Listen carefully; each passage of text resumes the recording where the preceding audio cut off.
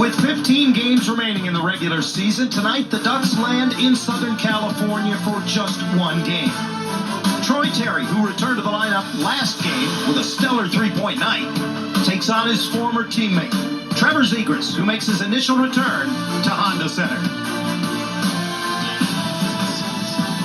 It's the first place Anaheim Ducks who return to Honda Center tonight to take on the Philadelphia Flyers on a rather warm, late winter evening in Southern California.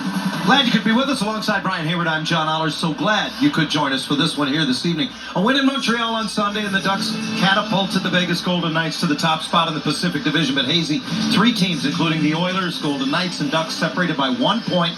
Ducks have a couple games in hand with the Oilers, whom they're tied atop the division with tonight, is one of them making this an important hockey game. Yeah, you got to take advantage of those games in hand that you have. Every point is absolutely critical.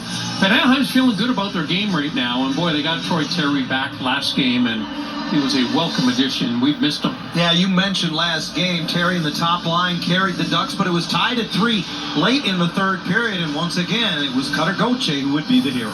Cutter Gauthier has led this team in shots on goal 29 times this season.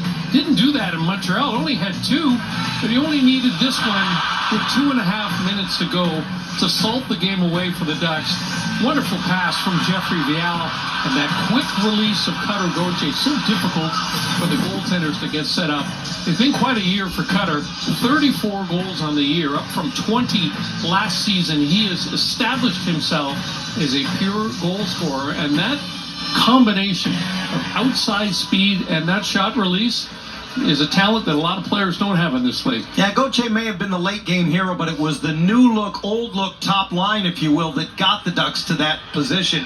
Troy Terry returned to the lineup, and playing with Kreider and Carlson, they picked up right where they had left off. I tell you what, Troy Terry had a phenomenal night. The puck was glued to his stick all game long. Leo Carlson was feeding Terry. Chris Kreider is a guy that creates space for his line mates, and Leo and Troy had a ton of space in that game against Montreal. They were dynamic, the top line for the Ducks, which to keep it rolling tonight against Philly. For more on that top trio, we'll go to the third member of our broadcast team, Allie Lozoff, who's standing by at ice level. Thanks, John. Well, Leo Carlson was telling me today that the familiarity, obviously having played with Troy for so long and then adding Kreider earlier this season, just means that they've really gotten to know each other's tendencies. And he told me that they're really helping him to grow his game. He said Kreider likes to talk a lot on the bench about the details of the game, which he finds helpful. And Chris Kreider, he said, he loves how communicative they are as a line, John. He said it's really becoming almost second nature playing with them. It was January the 6th, the only meeting of the season between these two clubs back in Philadelphia. It was a rather emotional affair. Trevor Zegras returns to Honda Center for the first time since he was traded in the offseason. Lucas Dostal leads the Ducks onto the ice. We'll have the game next. You're watching FanDuel Sports Network, the home of the Hurricanes and Hornets.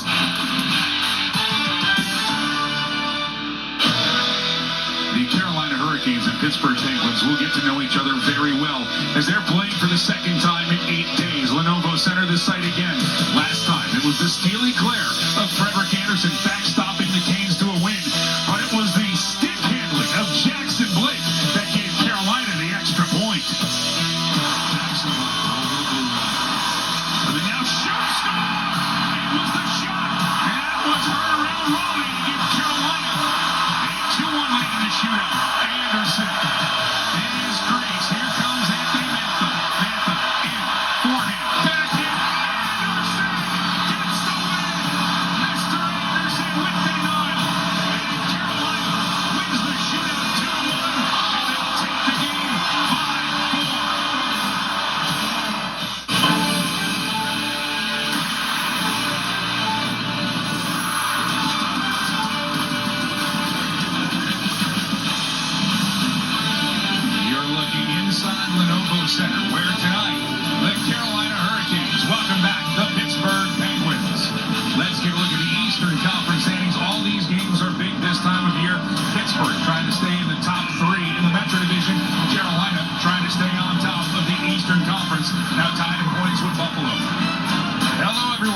side, Trip Tracy on Mike Maniscalco. And Trip, let's just focus on the task at hand tonight.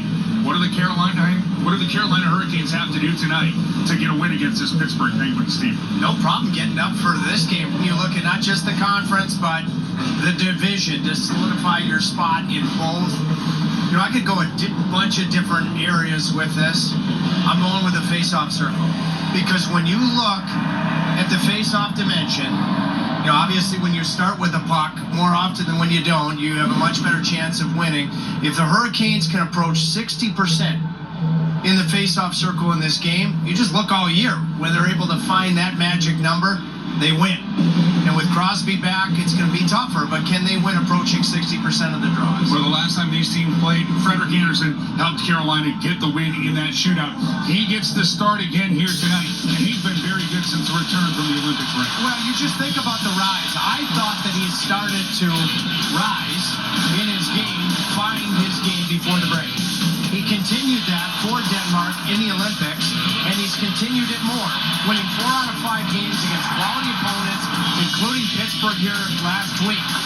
And there is no substitute, Mike, as we get excited about the games to come and the potential postseason for experience. And he's got that. Well, speaking of that playoff experience, we can focus on what he's done with the Carolina Hurricanes, but it's that bottom line. First round record, he's 8-2 in the opening round in a Hurricanes uniform. That's 800% for the wins.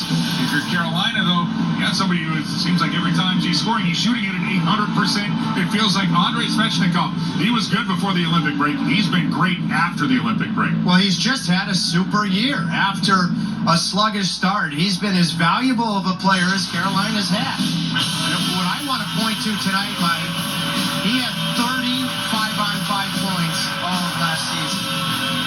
Fitting, he comes into tonight 37. The number he wears of his 59 points are at 5-on-5. And that's what drives play. He's been a big part of Carolina's power play that's really gotten going since the beginning of December. He scored a beautiful 4-on-4 goal last night. But for me, the biggest growth from last year to this year is 37 points for number 37 at Egan Street. Well, the last time these two teams played, no Sidney Crosby, no Evgeny Malkin. They're both back in the lineup tonight, and it has been vintage Evgeny Malkin, especially in his return against Colorado on Monday. Well, this Pittsburgh team is legit, and they've won their last 2 games. Malkin's return in Colorado Monday night, was he ever good? Coming off of his 5-game suspension. They won in Utah, another tough environment prior. So this is the end of their road trip. I think Dan Hughes, their coach, really smart playing Malkin on the wing, because lesser responsibility defensively. He can cheat in the right ways offensively and do the things that very few can do, but Evgeny can. Well, for Sidney Crosby, take a look at what he's done against the Canes in his career. You can say definition of a Canes killer with 25 goals, 43 assists in those 63 games played, and he returns to the lineup tonight. So will Mr. Andersen be able to close the door on the 2 Emperor Penguins? We'll find out. And Andrei Svechnikov, we know he'll be ready.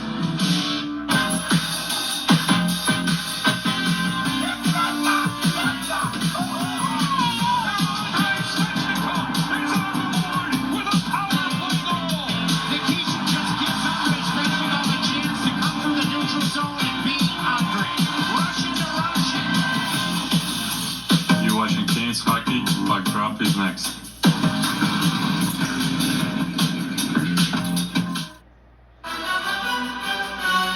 We welcome you to Midtown Manhattan and Madison Square Garden for another installment of the Rangers and Devils rivalry as we kick off our NHL on TNT doubleheader.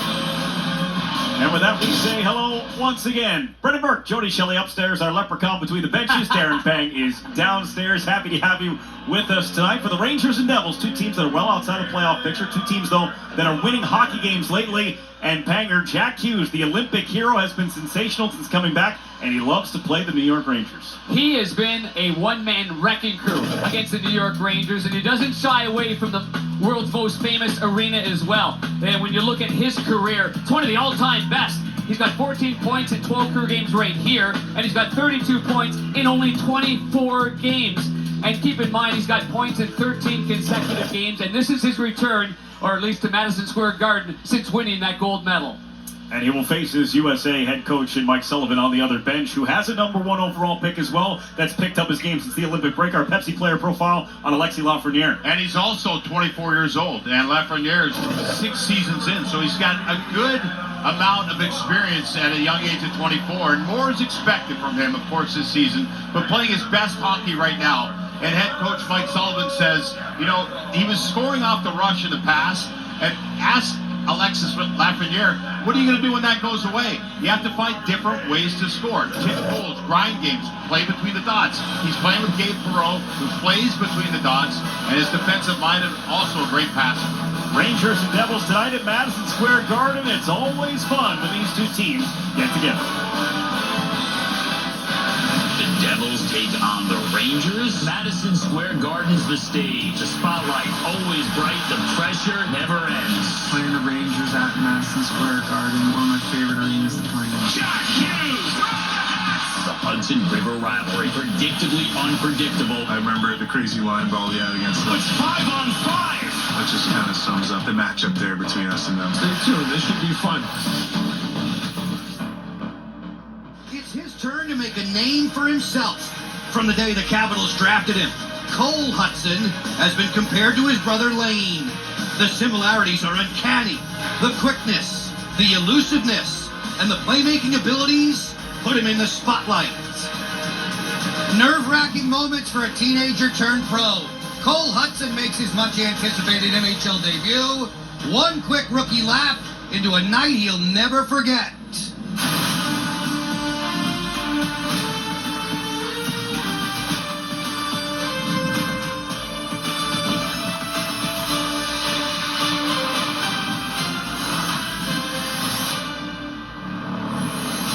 Tonight's game is brought to you by Navy Federal Credit Union. Their members are the mission. This evening, the Ottawa Senators are gathering in D.C. Caps faithful ready to greet them. Monumental Sports Network has the coverage. The Capitals hosting another club they're chasing for playoff position. A very pleasant welcome to you. Alongside Craig Lachlan, I'm Joe Beninati. These two teams haven't seen each other since New Year's Day. So what must Washington be mindful of when they meet Ottawa? Well, the Senators may be the best forechecking team in the league right now. So they come in hard, they're coming fast, they're physical, and they turn pucks over. So to me, it's going to be about the Caps D-zone. How quickly they can break out. It must be crisp and clean to break that forecheck. Tonight's top story, the NHL debut of Cole Hudson, who was terrific for 2 seasons at Boston University. A lot of hype, a lot of excitement for Cole Hudson since he was drafted in 2024. Here's why. His skating and maneuverability are elite. He's as fast as heck. His hockey IQ, panic threshold, vision, and creativity, all A+. He plays with a ton of confidence and competitiveness, and he never seems to think there is a play he cannot make. This is our first glimpse tonight at our future superstar. Locker, this Thompson Creek window of opportunity, it shines light on some very nice numbers. Yeah, some facts and figures. 43rd overall in 14, and a pick we got from Buffalo in the Mellenstein deal. Led BU in points, assists, shots, plus minus, OT game winners, and goals. 80 points, 2 seasons with the Terriers. That's over a point per game. 2025, the Tim Taylor Award as Rookie of the Year. 48 points in 39 games. And on the world stage, best D and a gold medal. Not bad at all. It's been a whirlwind for Cole. A few wardrobe changes, a new dressing room hangout. Make sure you respect the hallway receiving line, then hit the ice for a warm-up, and buckle up for the big time.